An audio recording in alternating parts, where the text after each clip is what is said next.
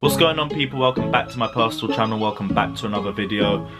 Coronavirus is still terrorizing this world. It's been day 4 without football and it already feels like it's been 4 months. The rumours going on that football might be suspended till September. God knows how I'm going to cope for 6 months without football. News just looks like it's getting bleaker and bleaker. 2020 has been so peak, but at least with the free time that I now have without the football, I can now try and focus more on my personal channel, because I've said I was going to do that for ages, and now I finally have the time to do it. So I put a tweet out earlier. I was asking what content you guys wanted to see on my personal channel, and I got a couple decent ideas. I mean, I'm still looking at what I want to do, because I want to start building more regular content, especially when I'm out of uni in a couple months. But for the first one, we're just going to go for a tried and tested thing that always works. We're just going to do a Q&A. So let's go straight into the questions. Are you Kante out? Ugh.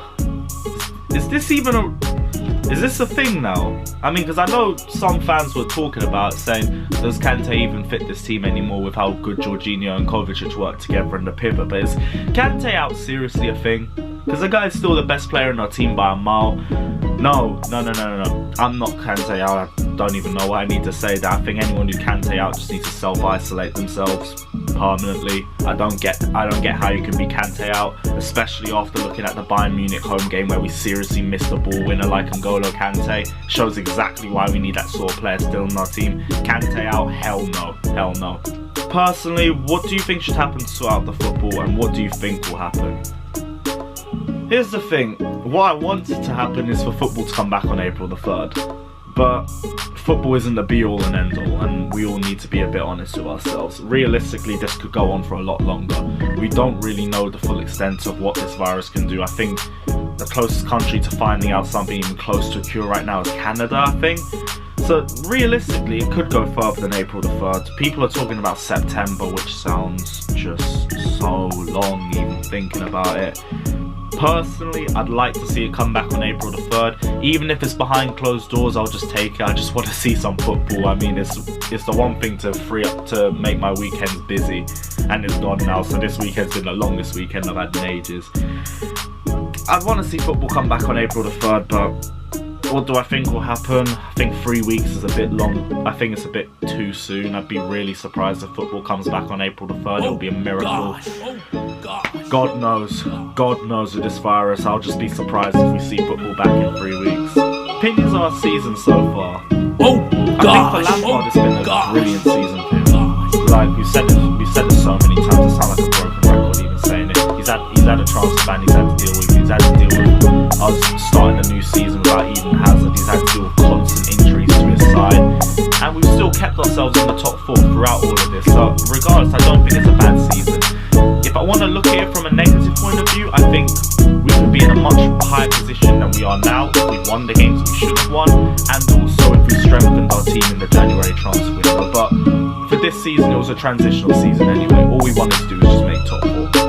Right now we're in top 4. We've been in top 4 since I think September or October, so I don't really think we've done anything wrong this season. So yeah, this has been a good season for us. We're not really the club that wants top 4 year in and year out, but we know it's a transitional season. Right now we just need to get these boys into the top 4, because our summer transfer window, if it even is open at this point, is heavily reliant on us making top 4. So as long as we're still in this top 4 race of this season, I'm fine with it. So this season's been good. How long have you had your season ticket for?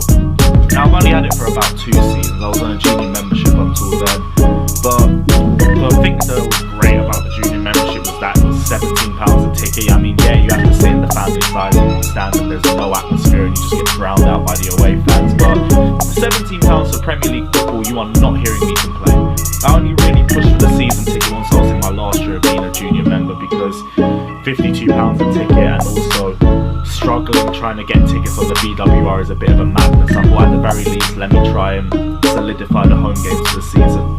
And the thing I like about Chelsea is we don't do our season ticket applications the same way as other teams do. Most teams do a waiting list, and that's about 10-20 years. Like, you probably will forget that you're even on it by the time you're able to get one. But the way Chelsea do it is just on a loyalty point system that renews every season. So if you max out the amount of games you go to in one season, you'll be in line to get a season ticket. That's just all I did. So yeah, just the 2 seasons for me. Normal strap or back strap? I might say normal, you know, because here's the thing. I like back straps because you get a much more pure taste but it just goes a lot quicker. I mean, first off, look at the wind outside. We've had about 3 different storms in the last month. Oh gosh! Wind takes about 50% of your zoo anyway if you're smoking outside. And then you're backstrapping in, you've got less papers. I'll say normal strap if you're twosing it with somebody. If you're on your ones, I'd backstrap it. But you're asking normal strap or backstrap, so I'ma just go normal strap. I feel like the zoot lasts a lot longer then, so yeah, normal. And how old are you? 21, 22 in about 3 weeks. I just hope I'm not going to be in self-isolation for my birthday. Apart from Tottenham or Arsenal, who do you hate the most? Probably United. I'd give an honourable mention to Barcelona because of that judge from 09 and Tom Henning of Rabo and UEFA Lona and all of that. West Ham as well, just because they're annoying and for some reason we just can't beat them. But Manchester United also because for some reason we just can't beat them. It don't make sense. These lot get whipped around by everyone in the league, but they pull something out whenever they play us this season.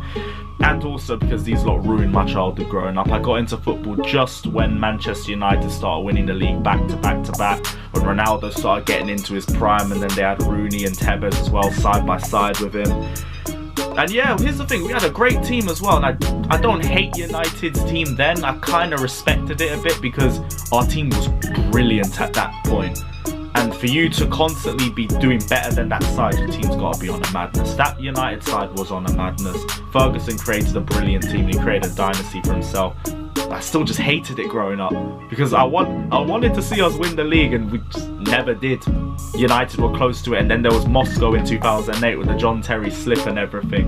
And it's just constant. United are just always there, and they're always the ones that were one-upping us when I was just growing up. So yeah, if it weren't Tottenham or Arsenal, I'd go for Man United. Ziyech, right wing or right centre mid? If right centre mid, who drops out of midfield 3 and who would play with him?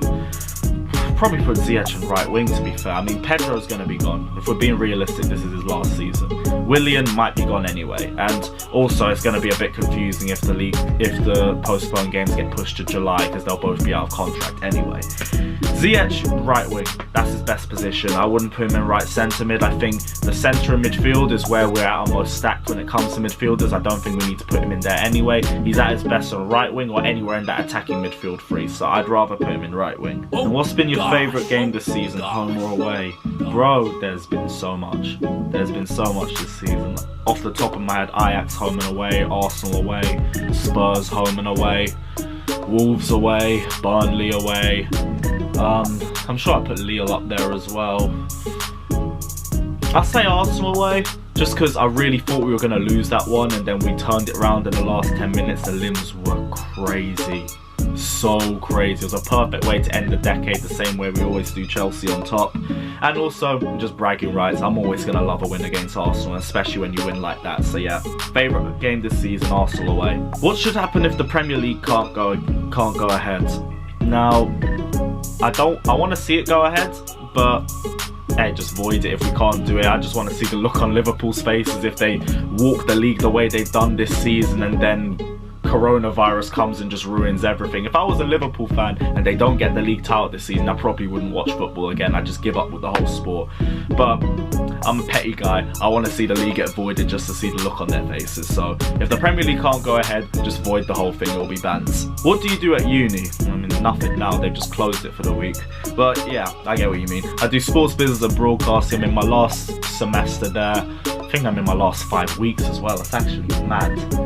Yeah, I do sports business and broadcasting. I've just been doing bare documentaries this year. I might put a couple of them on my channel as well, because I bust the first on the first one, so I might as well. If you want to see it, let me know down in the comment section below. It's based on fan channels. It's the growth and development of fan media. If you guys want to see it, I will put it up on my YouTube channel. I'm just not sure if I want to put it up because I got a first on it, but I'm nitpicky. I'm a perfectionist. I still think I could have done a bit better on it. So you might want to see it, just let me know, but it's up to you. Additional revenue except for Blues Fans TV. Next question, please. Do you think Chelsea have the best midfield in the Premier League?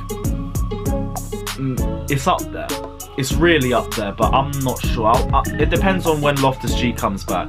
Because the one weakness I've always said with this midfield, and it's the same thing from last season as well, is we don't have someone who's going to take shots from range, or someone who's going to go for the shot more regularly from midfield. Sorry, Jorginho won't do it. Kovacic has started a bit more. Kante, you can get out of him sometimes, but most of these players prefer to look for the pass. The only players that really would rather go for the shot, in my opinion, are Loftus-Cheek, and we ain't seen him this season. So depends on when Loftus-Cheek comes back. If Loftus-Cheek can come back and he can bring that added edge to our midfield, I'd put it up there with the top. Right now, it's just around there, but I'm still not sure. I mean, Man City have a great midfield too. Liverpool's just been firing on all cylinders this season. Even Man United, the signing of Bruno Fernandes, they're now up there as well. So it's a bit of a sticky one, but they're up there. So I'ma just put it at that. Shall we buy a new keeper or not? Depends. If you want to get a sub-keeper, I mean, go for it. Or some player that could give Kepa a bit more competition, I don't mind. Caballero's been an alright sub-goalkeeper for us, and I think he's done a decent job when he's been between the sticks when Kepa was dropped, but I still also don't think he's done anything to justify starting over Kepa. I don't think he's been brilliant, but I think he's done his job.